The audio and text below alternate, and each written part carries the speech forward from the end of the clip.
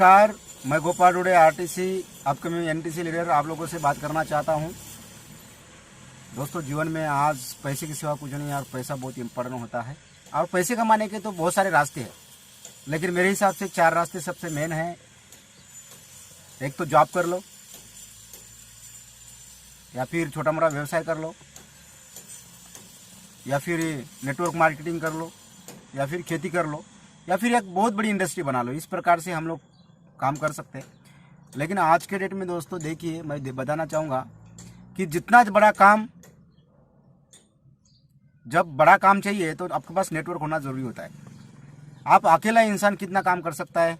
हर व्यक्ति के पास, अंबानी रहे, टाटा बिरला रहे या फिर आम आदमी रहे, हर आदमी के पास 24 घंटा होता है। लेकिन उस 24 घंटे में कुछ लोग कुछ पैसा कमाते हैं, कुछ लोग 100 रुपये कमाते हैं, कुछ लोग उस दिन में, कुछ लोग 1000 रुपये कमाते हैं उसी दिन, कुछ लोग 5000 भी कमाते हैं उसी दिन को, कुछ लोग लाख रुपए भी कमाते हैं और कुछ लोग उसी दिन में करोड़ रुपए कमाते हैं। दोस्तों, मैं गोपाल डुडे, मैं आरटीसी आप लोगों को मेरी कहानी के बारे में बताना चाहूँगा। मैं इस बिज़नेस को शुरुआत करने के पहले क्या था, मैं एक छोटे से गाँव से दोस्तों, जिस गाँव में 350 घरों की बस्ती है, उस गांव से रहवासी हूँ। 7वीं तक मैंने स्कूल में पढ़ाई की हमारे गांव में ही रह के। और गांव में जब पढ़ाई करते थे उस समय में घर में लाइट भी नहीं होता था। हम लोग कंदील में हम लोग पढ़ाई करते थे। और 7वीं तक पढ़ाई करते करते ये समझ में आया कि अगर आगे बढ़ना है तो गाँव में कुछ हो नहीं सकता, तो हमको आगे में जाना पड़ेगा। लेकिन आगे सिटी में जाने के लिए पैसे की ज़रूरत थी। पैसा हमारे पास नहीं था, क्योंकि मेरे पिताजी एक फार्मर है और फार्मर की लाइफ दोस्तों सभी को पता होती है। फिर मुझे 7वीं क्लास के बाद 8वीं में, 8वीं 9वीं 10वीं के लिए मुझे एक लोनी महागांव करके एक गाँव है, जिस गांव में उर्दा अपना आश्रम स्कूल होती है, उस आश्रम स्कूल में मैंने 10वीं तक पढ़ाई किया। और 10वीं तक पढ़ाई करते करते मैं छोटे मोटे काम करना स्टार्ट कर दिया, क्योंकि पढ़ाई के लिए घर के परिवार वाले पैसे नहीं भेज सकते थे। तो मैं लोगों की खेती में खत देने का, टोपने का, निंदन करने का काम करता था। और ऐसे करते करते मैंने 8वीं 9वीं 10वीं तक पढ़ाई किया। और 10वीं में दोस्तों मैंने सेंटर में फर्स्ट आया। तो घर वाले ने सोचा कि भाई ये बंदे को आगे में पढ़ाई के लिए कहीं शहर में भेजना चाहिए। तो मेरे पास 2 ऑप्शंस थे, एक तो यवतमाल था या और एक नागपुर था। दोनों ऑप्शन मेरे लिए नहीं थे, क्योंकि कभी भी मैं गाँव और लोनी के बाद मैं कभी भी सिटी देखा ही भी नहीं था। तो जब आने का मौका मिला, जाने का मौका मिला, बताया गया घर से कि तुम कहाँ पे जाना चाहोगे, यवतमाल में पढ़ाई के लिए जाना चाहोगे, एक नागपुर में। तो मुझे एक नागपुर ऐसा लगा कि बड़ी सिटी है। मैं टीवी पे देखता था मेट्रो सिटी है और वहाँ का लाइफस्टाइल अलग है। तो मैं लाइफस्टाइल देखने के लिए आगे का एजुकेशन करने के लिए नागपुर में आया। और नागपुर में डॉक्टर बाबा साहेब अम्बेडकर कॉलेज को अपना, उसमें मैंने 11वीं को एडमिशन किया। लेकिन दोस्तों, एक गांव का रहने वाला, एक देहात में पढ़ने वाला जब सिटी में आया तो सिटी में आने के बाद एक समझ में आया कि मेरी इंग्लिश उतनी स्ट्रांग नहीं थी, बहुत वीक थी। तो मैं सेंटर में तो फर्स्ट आया, लेकिन लोग, यहाँ के नागपुर के लोग और वहाँ के स्टूडेंट देखने के बाद मेरे को भी शर्म आती थी। मैं पीछे के बेंच पे, यानी सबसे आगे वाला बेंच पे बैठने वाला, सबके पीछे के बेंच में बैठना स्टार्ट कर दिया। और वहीं से दोस्तों मेरा पीछे आना स्टार्ट हुआ। 11वीं में पास हुआ, 12वीं के लिए एडमिशन किया। लेकिन 12वीं को एडमिशन करने के बाद ये समझ में आया कि कुछ ना कुछ करने के बाद ही आप लोग एजुकेशन आगे कर सकते। तो मैंने 12वीं का एडमिशन पंजाब राज देशमुख नाइट कॉलेज में लिया। और नाइट कॉलेज में पढ़ाई करते करते मैं छोटे मोटे काम चालू कर दिया था। मैंने कपड़े बेचता था, दिन भर मैं कपड़े बेचता था और साथ में भी पढ़ाई करता था। इस टाइप से मेरी लाइफस्टाइल चल रही थी। फिर 12वीं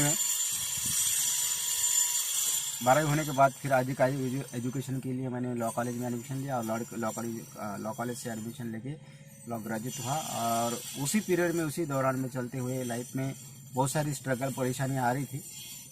तो यही सोच रहा था कि यार ये छोड़ के, नागपुर छोड़ के अपने गांव जाना चाहिए, क्योंकि यहाँ पे गुजारा करना मुश्किल हो रहा था। उसी समय में एक इंडस्ट्री मेरे हाथ में आई, और जिस इंडस्ट्री को मुझे लग रहा था कि ये उन लोगों के लिए काम है जिसके पास कुछ काम नहीं होता। क्योंकि दोस्तों, डायरेक्ट सेल इंडस्ट्री के बारे में सुना था, किया नहीं था, लेकिन सुना था।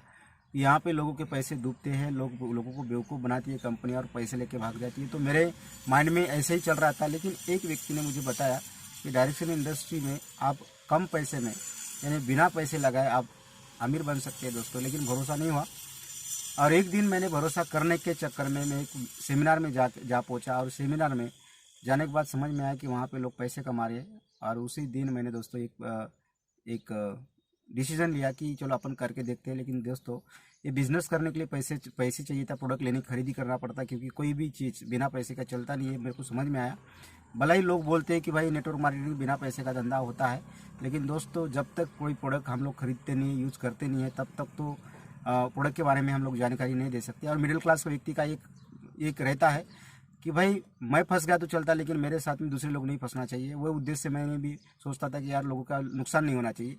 तो अगर ये प्रोडक्ट्स अच्छे हैं तो ही मैं बिज़नेस करूँगा, इसलिए मैंने प्रोडक्ट खरीदी करना चाह रहा था। लेकिन प्रोडक्ट खरीदी करने के लिए अपने पास पैसे नहीं थे।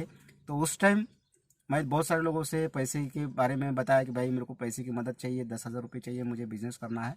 तो किसी ने नहीं दिया। तो मैंने सकरदरा में योगेंद्र ज्वेलर्स करके एक दुकान है, ज्वेलर्स की दुकान है, वहाँ पे मैंने मेरी जो शादी में मिली थी अंगूठी, वो अंगूठी को गिरवी रख के बिज़नेस को स्टार्ट किया था। स्टार्ट करने के बाद मुझे लगा था कि ये आसानी से बिज़नेस हो जाएगा। लेकिन दोस्तों कोई भी चीज़ आसानी से नहीं मिलती, और कोई भी धंधा आसानी से बड़ा नहीं होता। लेकिन दोस्तों मैंने पेशेंस के साथ काम किया, और मुझे लग रहा था कि लोग अगर कमा रहे हैं तो हम भी कमा सकते हैं। बस ये विज़न के साथ मैंने काम की शुरुआत किया दोस्तों। पहले 3 महीना बहुत मेहनत करने के बाद भी 3 महीने में मेरा सिर्फ 434 रुपये का पे आउट आया।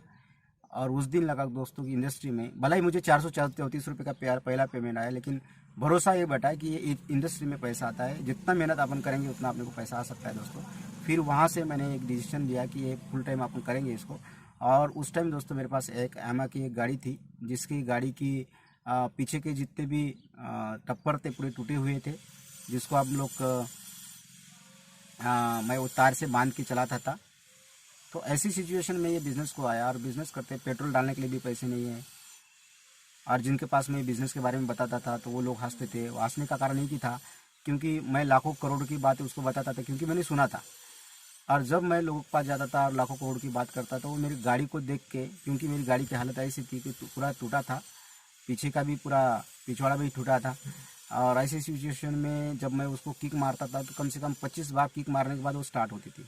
तो लोगों को ये लगता था कि यार ये जो बंदा जो बोल रहा है, ये इसकी गाड़ी दुरुस्त करने के लिए इसके पास पैसे नहीं है, और ये बड़ी बड़ी बातें कर रहा है। तो मेरे साथ बहुत लोग जुड़ते नहीं थे, आते भी नहीं थे।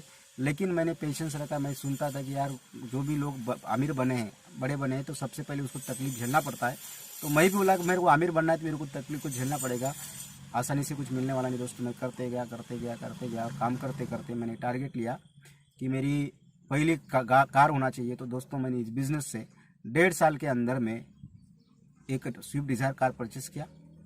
जो व्यक्ति के पास पेट्रोल भरने के लिए पैसे नहीं थे, गाड़ी को दुरुस्त करने के लिए पैसे नहीं थे दोस्तों, इस इंडस्ट्री की ताकत और पावर है कि इस इंडस्ट्री की वजह से मेरी एक कार हुई, स्विफ्ट डिज़ायर कार। वो कार एक हादसा ये हुआ कि कार चलाते चलाते कार जली, और जलने के बाद दोस्तों मैं बिज़नेस में देखा मैंने कि जलने के बाद बहुत सारे लोग टूट जाते हैं, हताश हो जाते हैं।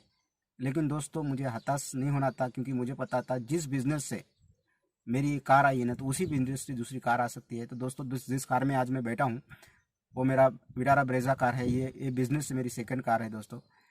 और सोचिए कि जिस बंदे की एक कंडीशन ख़राब होने के बाद भी अगर नेटवर्क मार्केटिंग सही बोलूँ तो जिस कंपनी में प्लेटफॉर्म अच्छा है, प्रोफाइल अच्छा है, प्रोडक्ट अच्छे है, कंपनी का मैनेजमेंट अच्छा है, और प्लान और पे आउट सही है, उस कंपनी से करियर बन सकता है दोस्तों। मैं आप लोगों को इतना ही बताना चाहूँगा, आप डायरेक्ट सेलिंग में कामयाब हो या न हो, कम से कम 1 साल से 2 साल आपको इस इंडस्ट्री को देना चाहिए। समझने के लिए 2 साल तो देना चाहिए दोस्तों। लेकिन लोग आते हैं और बोलते हैं कि मुझे 2 महीना काम करते, 3 महीना काम करते, बोलते हैं मुझे सक्सेस नहीं मिला। दोस्तों मुझे बताइए, जब 10,000 15,000 की नौकरी करने के लिए कम से कम 20 से 22 साल एजुकेशन लेना पड़ता, उसके बाद भी हम लोग डॉक्यूमेंट लेके लोगों के ऑफिस टॉफिस इधर उधर घूमते रहते हैं दोस्तों। कि आप सोचिए, जिस इंडस्ट्री से आपको अमीर बनना है कम से कम 5 साल तो देना पड़ता है दोस्तों। और मैंने पिछले 5 साल 6 साल से बिज़नेस को कर रहा हूं दोस्तों। आज बहुत खुश हूं, और ऐसे ही मेरे टीम में भी बहुत सारे लोगों की कार हुई है, बहुत सारे लोग ये बिज़नेस को अच्छे से कर रहे हैं। और आगे चल के मेरा 2023 का टारगेट लेके चल रहा हूं कि दोस्तों आज तो ब्रेजा में बैठा हूं, आने वाले समय में मर्सिडीज बेंज 2023 में अपन खरीदी करने वाले हैं। बस आप लोगों को मैं इतना ही श्योरिटी दे सकता हूँ कि ये बिज़नेस बहुत बड़ा बिज़नेस है। डायरेक्ट सेलिंग ये बिज़नेस एक गरीब व्यक्ति को अमीर बनाने का एक रास्ता है दोस्तों। आप लोगों को अगर डायरेक्ट सेलिंग समझना है तो मेरा नीचे में दिया हुआ नंबर है, तो आप मुझे कांटेक्ट कर सकते हो। Thank you so much. बहुत बढ़िया।